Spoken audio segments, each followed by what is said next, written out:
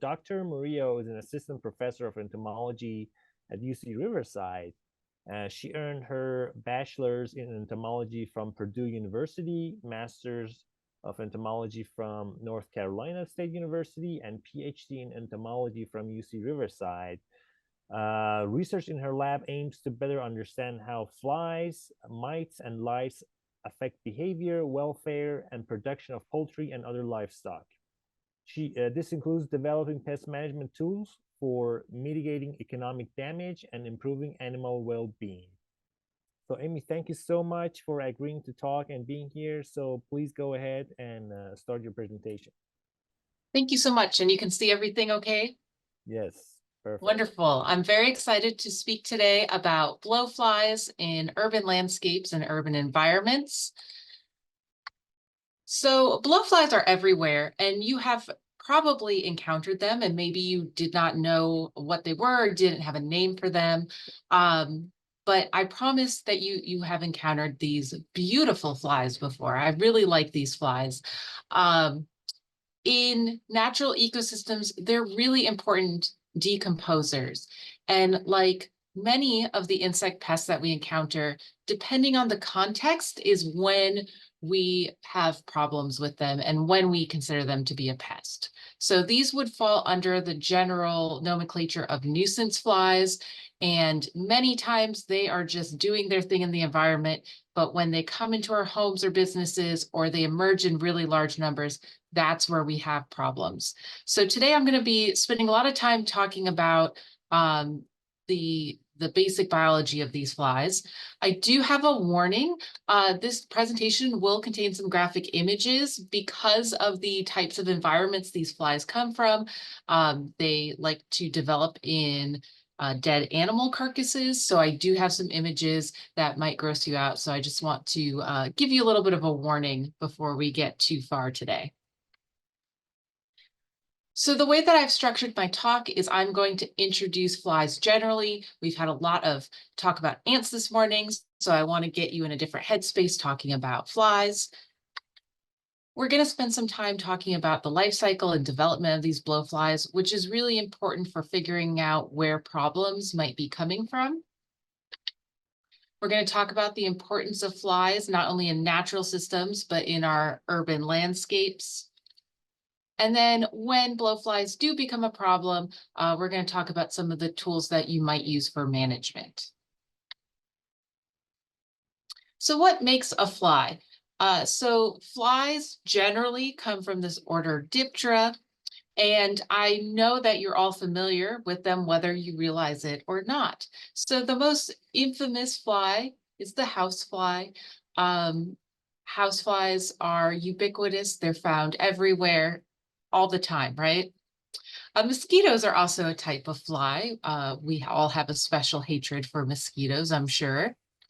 Crane flies, these are known as giant mosquitoes, but they don't bite. They just happen to resemble our blood-sucking mosquitoes. And then we have so many more flies. Some of them look like bees. Some of them are small or large. And this is just to illustrate that there's a huge abundance of flies. This is one of the most abundant insect groups on Earth. They come in many shapes and sizes. And a very, very small percentage of all flies would we ever consider to be pests or dangerous to humans or animals. Now, I am going to be pointing out some characters on the adult flies. So there are 3 body parts. We'll be talking about the head, the thorax, and the abdomen, just a refresher for you all. And a key character, if you're wondering if this is a fly or not, they're going to have 2 wings attached to the thorax.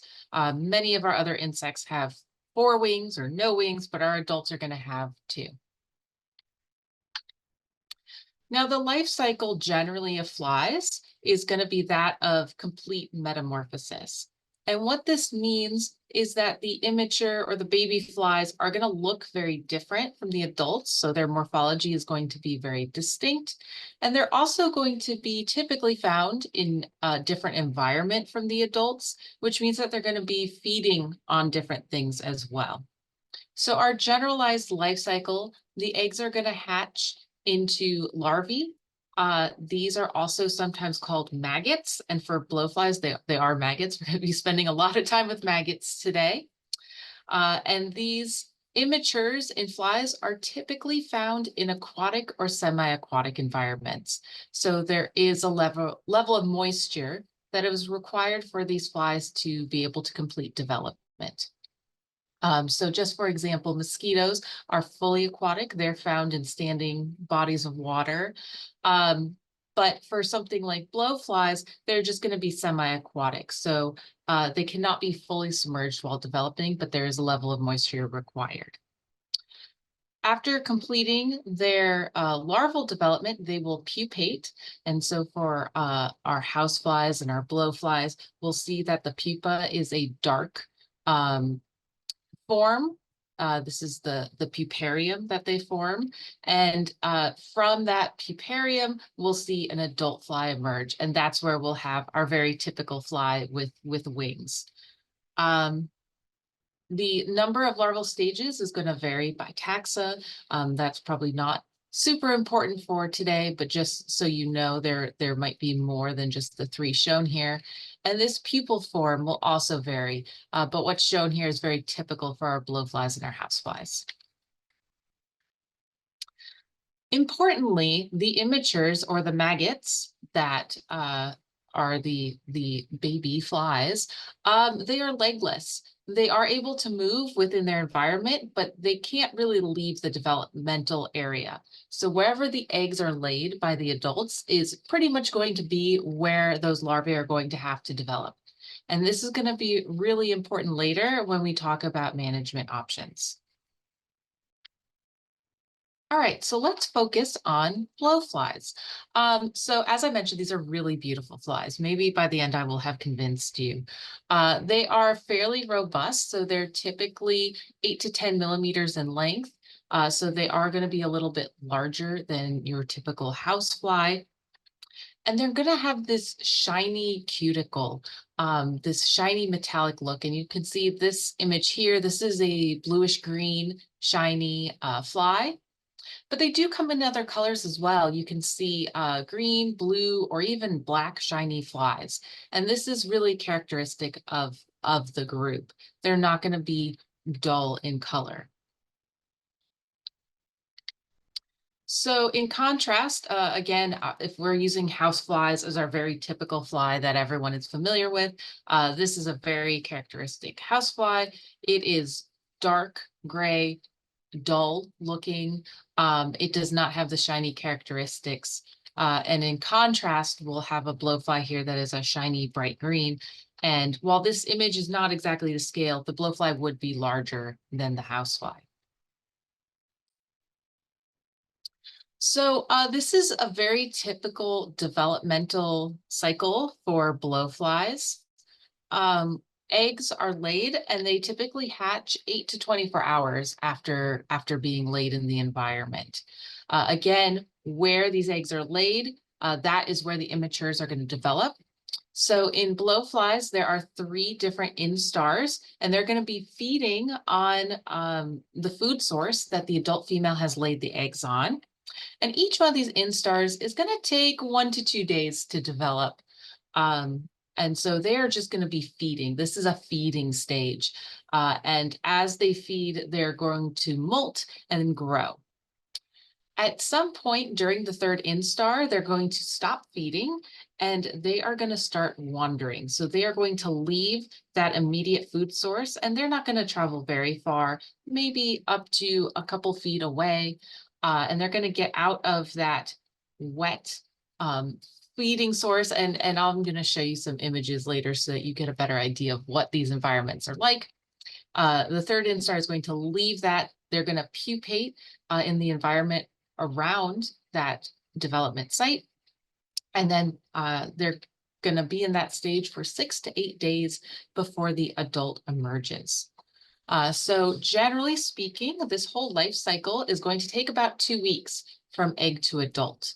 However, it is really important to note that this life cycle is incredibly temperature dependent. So in warmer weather, this will occur more quickly, and in cooler weather, it will slow down or stop completely. So let's look a little bit more closely at these different blowfly life stages. So what is showed here are these are adult female flies with their eggs. So all of these white um, things next to them, these are their egg mass. And these adult females are typically going to lay their eggs on some sort of carcass. So they are looking for a recently deceased animal. However, they can, in some contexts, also lay their eggs on feces, fresh feces, or even on garbage. So the garbage would have to contain some sort of meat or protein source for them. Each one of these females is going to lay about 250 eggs at a time. So these are decently sized batches, but they're not insanely massive. However, what we'll see is that many females will come to the same oviposition source at the same time. So we'll see many eggs laid on one carcass from many different individual females. Once those eggs hatch, the maggots are going to start feeding on the carcass, and that's going to be their primary food source while they're developing. And then we'll also see some adults coming to those same sources, and they will come and they will feed on the protein as well. So not only do you see the maggots developing and feeding, you'll also see many adult flies coming to these sources as well. The maggots, again, are going to be these cream colored. They're going to be smooth. They're going to be pretty much indistinguishable among the different species, and even really closely resemble houseflies. So just from looking at the maggots, it might be very difficult to determine what kind of fly you're dealing with. And then the pupae are going to be this dark brown color on their hard exterior. Many times I've talked to people and they have seen these. Sometimes you don't take the trash out quickly enough and you'll find these in the bottom of the trash can. And many times people did not realize what they were. So these are the fly pupae that the adults will emerge from. All right, so I'm going to show a video here. What this is showing, this is your first disgusting video. So this is from one of our UCR classes. So this was a dead pig that was put out and it was colonized by different blowflies. So this is quite a large animal, right? So this is a little bit exaggerated, but it'll give you an idea. What I'm going to show is the maggot mass on the pig. So these are third instar. They're quite large. They have been feeding and developing on this carcass for quite a while, and they have completely devoured it. So at the top of the video, you can see the spine and the ribs of the pig. And when I play the video, you'll be able to see the maggots writhing. That's what you wanted to hear at 10:30 this morning, right?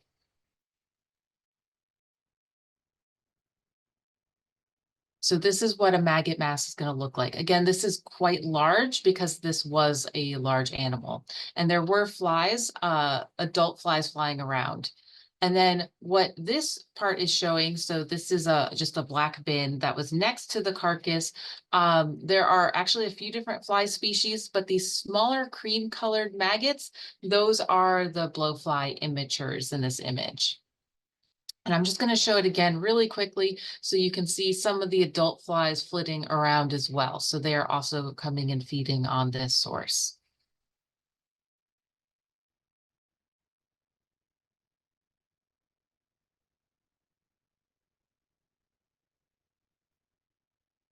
Okay, so the adult flies are, as I mentioned, going to be feeding on these protein sources. This is another blowfly.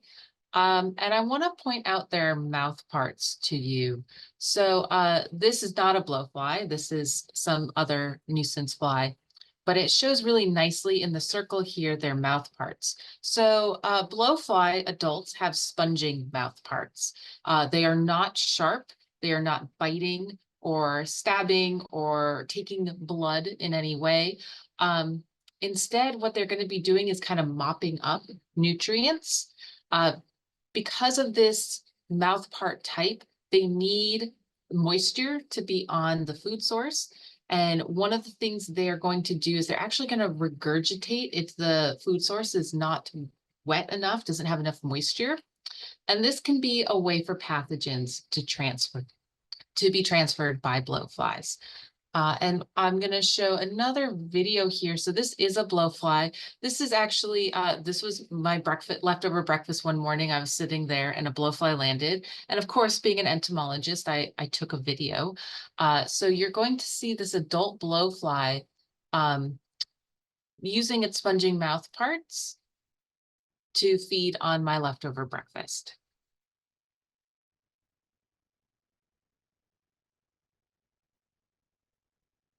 So that's how the adults are going to be feeding in the environment.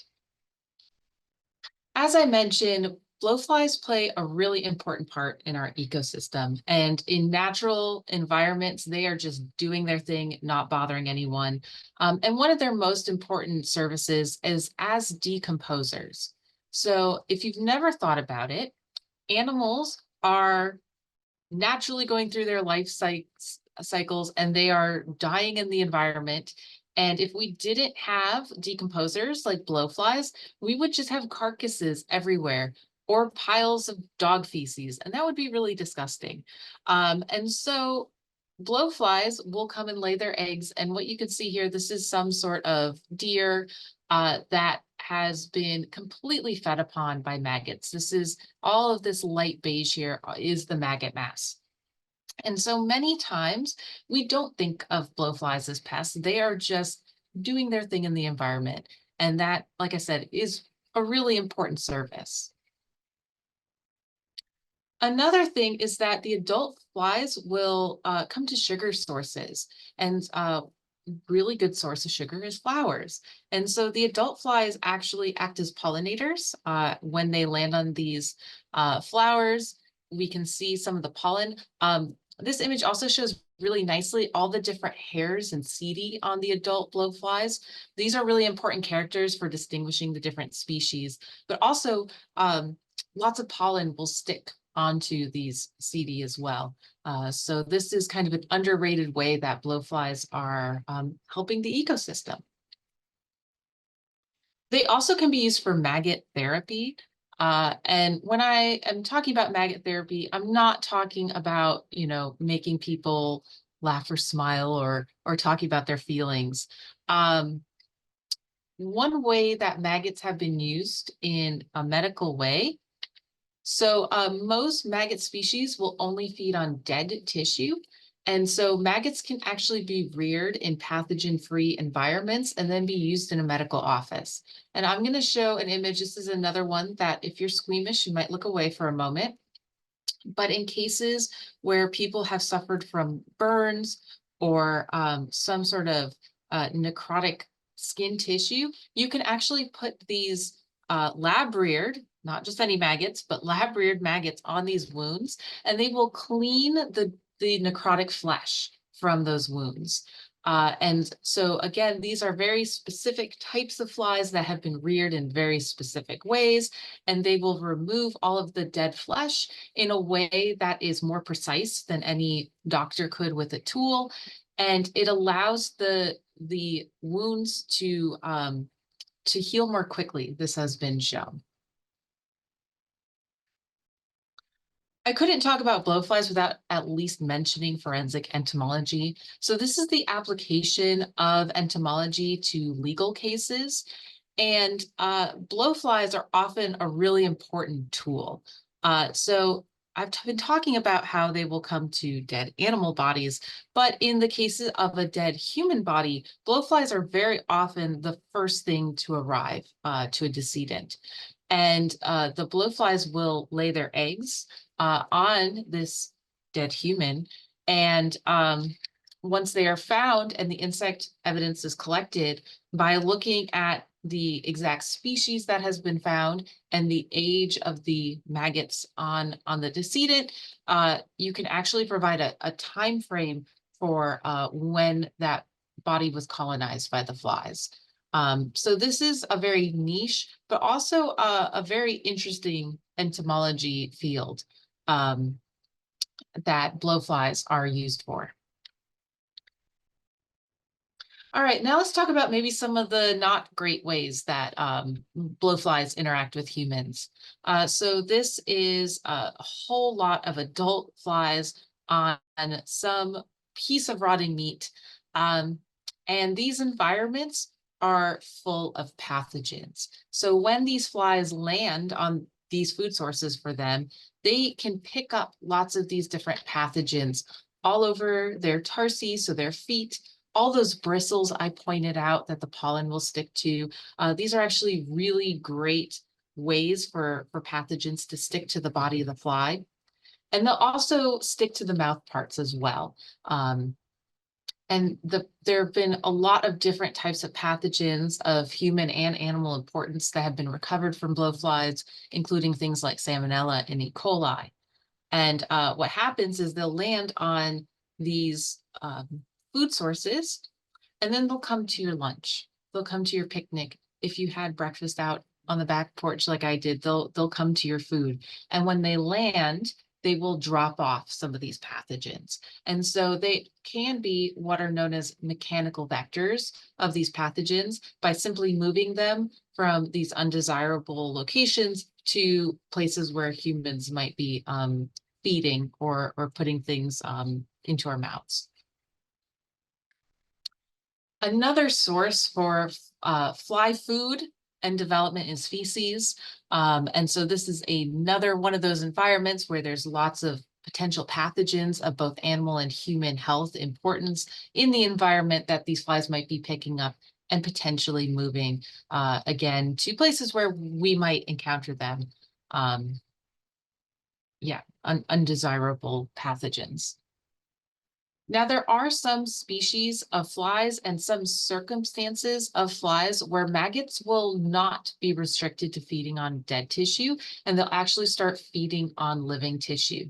Now, I do want to preface this by saying it is extremely rare, but I do want you to be aware that this is possible for some blowflies. So I'm going to show you a wound. This is from an animal that is still alive when this image is taken.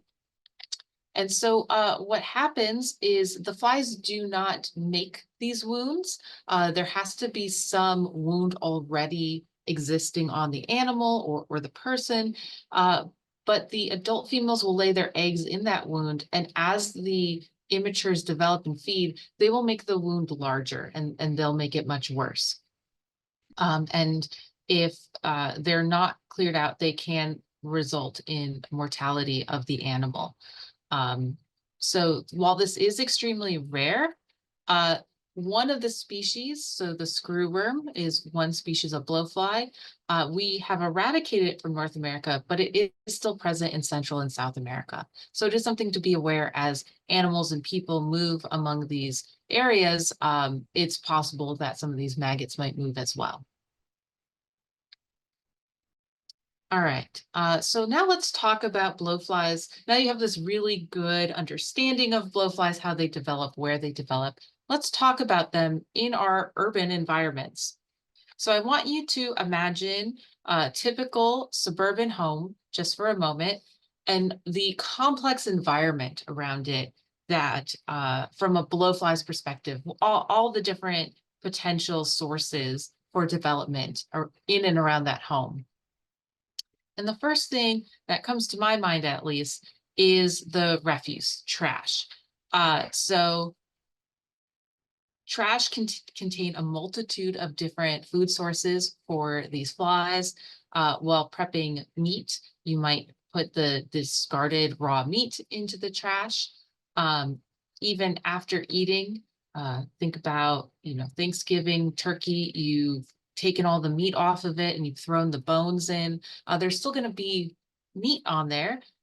That's another potential food source for these flies. There's always potential in that trash can for flies to develop. And depending on if there's leaks or how that trash is covered, flies will find a way. They're very, very good at finding these sources of food, not only for the adults, but sites for the eggs to be deposited on.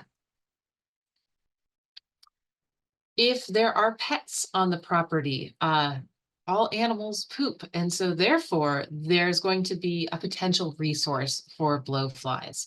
I personally have 2 large dogs. Despite my best efforts cleaning up as quickly as possible, there still can be quite a lot of blowflies hanging around my property because of the waste that they generate. And so that is another potential place that blowflies are going to be interacting with homeowners. Now, let's stay out in the yard. Imagine in the yard, there's foliage, there's trees. There are animals that live out there. And these animals are eventually going to meet their demise, whether of natural causes, perhaps they'll be a victim of roadkill. At some point, there will be dead animals on or near the property. And again, these are going to be really good oviposition sites for those blowflies. And so depending on the size of that animal, that will dictate how many flies perhaps. But again, a potential place for maggots to develop. Now, roadkill, that's a pretty obvious thing you're going to see. But let's not forget about organisms up in the trees, birds, younglings that don't make it out of the nest, another place for blowflies to develop. And if we circle back to the house, rodents, you know, just the gift that keeps on giving. Rodents are always trying to get in and on properties. They can get into attics or crawl spaces, and sometimes they don't make it out. And their carcasses can definitely be a source of not only oviposition, but now they could be inside the home. And that can definitely be a mystery place where flies are coming from. And what I wanted to show you here with this image, so these are adult female flies. And again, each female is only going to lay about 200 eggs, 250 eggs at a time, but multiple females might be coming to a carcass at a time. And then what this image shows very nicely is we actually have 2 different species. So not only different females, but flies from different species are going to be coming to these carcasses one after another. So you actually can have quite a few adult flies that are going to come from one oviposition source because of the way that they oviposit. Now I want to put the management into an integrated pest management framework as much as possible. So we're going to start by talking about prevention of blowfly problems and making sure that we're identifying the flies as well. Before we talk about management. And I will say, because this is a nuisance fly that is an occasional pest, there really isn't a lot of monitoring that can be done. This is just going to be something that hopefully can be prevented, but when it is a problem, it's going to be trying to find the source of that problem. So prevention. I've been talking a lot about trash and gross things, and that's because the flies will find these sources. They are very, very good at finding these food sources that are occasional in their environment. And so managing trash is really one of the most important ways to prevent blowflies from becoming a problem in our homes and businesses. Trash is really underrated when it comes, it's something we kind of take for granted, right? Like we put our trash out, the trash truck comes once a week. That's it, we get rid of it. But if you've ever thought about it as an entomologist for a moment, the reason that we have trash pickup at these regular intervals, these week-long intervals, is to help break the life cycles of these pestiferous flies.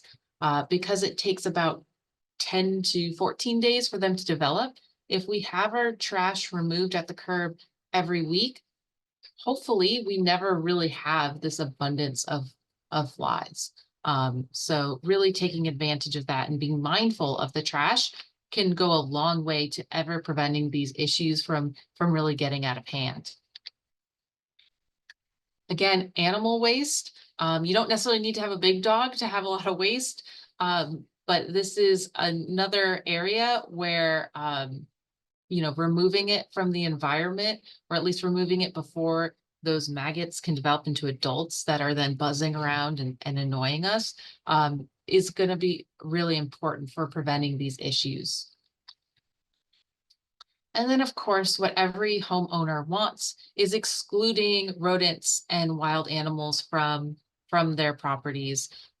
This for a multitude of reasons, but also including that if they are to die in the attic or in the eaves, they are not then also bringing blowflies to the residents.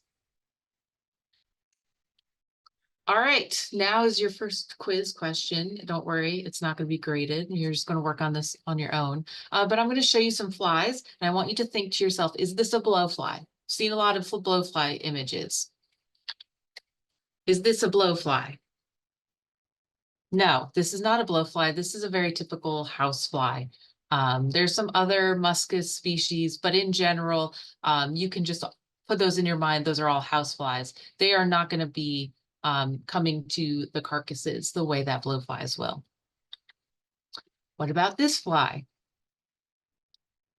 This is another gorgeous fly. These are very often seen at the same time as blowflies. These are known, I realize the name is not attractive. They're known as flesh flies, also known as sarcophagids. That's the family name. They are characterized by these 3 black stripes on the thorax, and they have these big red eyes typically. They can be quite large. They can be significantly larger than blowflies, and definitely the same size of houseflies or larger. And we do sometimes see them in the same environments, but they feed on a diverse food sources. So they don't typically end up in the large numbers that you might see in blowflies that might then become your nuisance flies. What about this fly? I know that you're all yelling in jubilation. Yes, this is the blowfly. So again, you're looking for that shiny metallic cuticle. This one is green. Very, like I said, very characteristic of this group. Okay, when do we manage blowflies? I know that we're not all together in the same room, but I want you to imagine that we are for a moment. You know, 30, 40 people in a room. I'm standing at the front. And what I would ask you if we were all in the same room together is, how many flies do I have to release in here before you get annoyed? Now that is a question that each of you are probably going to answer a little differently. My threshold for how many flies are bothering me is probably higher because I work with these flies quite a bit. But there is a threshold at which I will get annoyed. So when do we manage blowflies? This is going to depend on the person, but also the context, right? So you in your home might be more tolerant of a few blowflies that got into your trash can in the kitchen, versus if you are a restaurant owner or you work in a hospital. Now all of a sudden your threshold is no flies. So there isn't a very clear threshold here, but it is something to be mindful. And you know, at what point are we going to try to do something?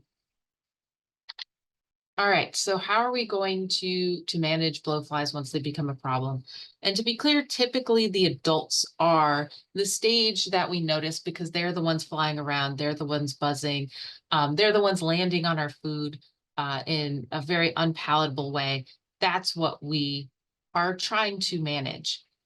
But really, to manage the adults, we need to manage the immatures. So again, I know I'm reiterating the same thing over, and that's because it's very important. Finding and removing those development sites.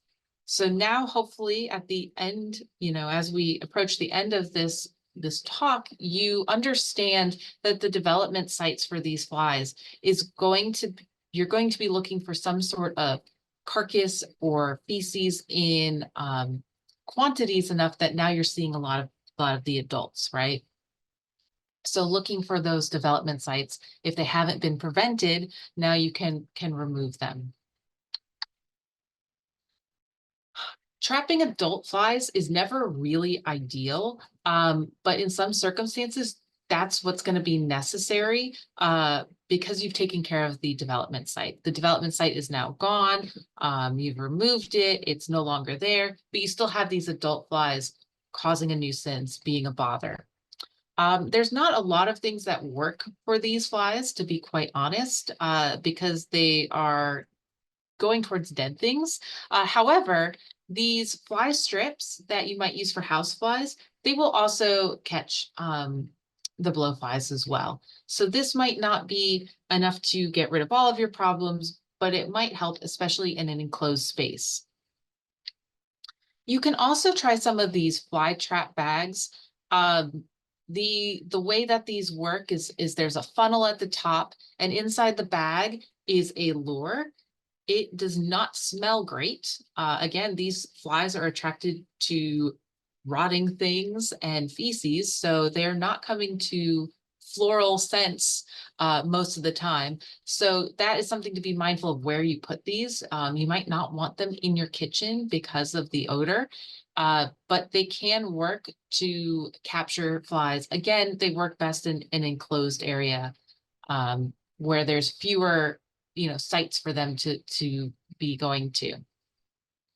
And of course, you can always make your own traps. There's tons of different varieties out there. You can use a 2-liter soda bottle and make a funnel. But again, you're going to need some sort of lure to bring them in. And it's probably going to have to be something that is not very attractive smelling. Perhaps some raw chicken in the bottom or some sort of meat source. Physical barriers can go a long way.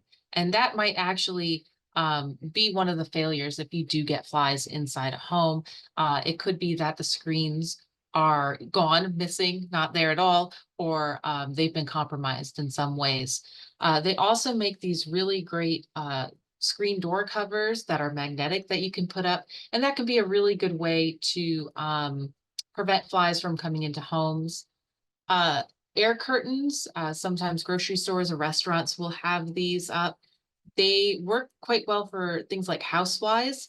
Because the blowflies are a little more robust, they need to be strong enough to keep the blowflies from being able to fly in. So those may work, but it might need, it might depend on how strong they are and how much air current they give off. Now, there are some potential non-chemical controls, and this would be targeted toward the maggots. So as I mentioned early on during their development, these maggots are semi-aquatic. They need some moisture to develop. And you saw the video of the pig. That was a very wet, moist, but not completely submerged. So what you can do is if you find a larval habitat where the immatures are developing, you can either make it too wet and drown the maggots, or you can make it too dry and the maggots will desiccate. Here's an image of a trash can. It's covered in maggots. Truly disgusting, right? So one potential thing you could do is you could actually fill this with water. I would make it soapy because then you really will make sure you kill them and you could actually drown all of these maggots. Or, we live in Southern California. If you know it's going to be a hot, sunny day, put this trash can out in the sun and bake them. I know that sounds very disgusting. This is gross, but again, you're going to be modifying that larval habitat in a way so now those maggots are not able to complete development, and then they don't become the nuisance adult flies flying around. All right, chemical control. To be quite honest with you, there aren't that many options, and it makes sense with their life cycle. So repellents and insecticides for blowflies are typically unnecessary and ineffective. These blowflies are not feeding on blood. They're not coming to people and animals. So a lot of the repellents that we would use for biting flies it's not going to do anything for blowflies. And with insecticides, they aren't going to be coming to baits the way that houseflies might. They're not going to be resting in barns the way that houseflies will. So residual sprays are not going to target adults. The only time that this might even be a consideration is if you're dealing with an animal property, and there is a lot of urban rural interface. So these are backyard chickens here in Riverside. So you might have an abundance of blowflies under certain circumstances, and there you might use some sort of premise spray to knock down the maggots while also implementing some of these other management tools. So again, generally, chemical control is not going to be the way to go, especially not for adults, maybe for the maggots under some circumstances, if you're not able to manipulate the environment in some way.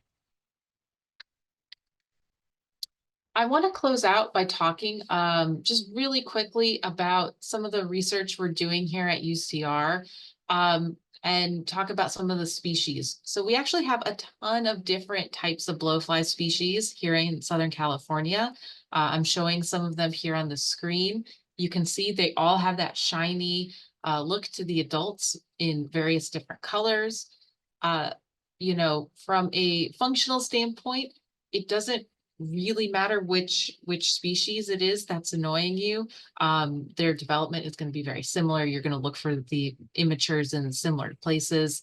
But from a scientific standpoint, we are very curious which species we're finding. And in fact, I have a graduate student who's working on this project because no one has looked for blowfly species in Southern California in over 70 years. And we have had some new non-native flies introduced. And one of the things we're interested in is trying to figure out where these non-natives are compared to the natives and how they're able to be found all the way from the coast of Southern California all the way into the desert. So we spent a lot of time in the last couple of years trapping at Joshua Tree. Believe it or not, you can find these blowflies in really hot, dry desert environments. And we're just very curious about how these flies are able to adapt and survive in these extreme places. One of the things that we had to do in order to, ask some of these research questions was to develop some really good trapping techniques. So in this image here is my PhD student, Hannah Chu, and one of the first things she did was trap using different baits. We actually, that fly trap that I had pictured a few slides ago, we did test it. It does work really well to capture flies. But for our purposes, we wanted to keep the flies. We want them alive. You know, we want to capture them alive. And those fly traps, they go into the liquid and they're done. Great for a homeowner, not great for a researcher. So we actually are using these traps shown here. And we found that baiting with the grossest thing we could find, which was squid, works really, really well for blowflies. So if you've ever been curious, what is the grossest thing that flies will come to, get some squid, leave it outside for a few days. It's wonderful for blowflies. So with that, I hope the next time a fly lands on your food, you take a moment, you look at it, determine if it's a blowfly, think about where it came from, and maybe you'll see flies on a little bit different viewpoint from now on. I want to point out that there are some resources out there from both California Department of Public Health and UC IPM if you want to know more about nuisance flies or review anything. I want to thank Hannah for providing some of the fly images as well as the artwork, which is her own. And of course, you can reach out to me if you do have any questions. And with that, I'll take any of your questions today, and thank you for your time.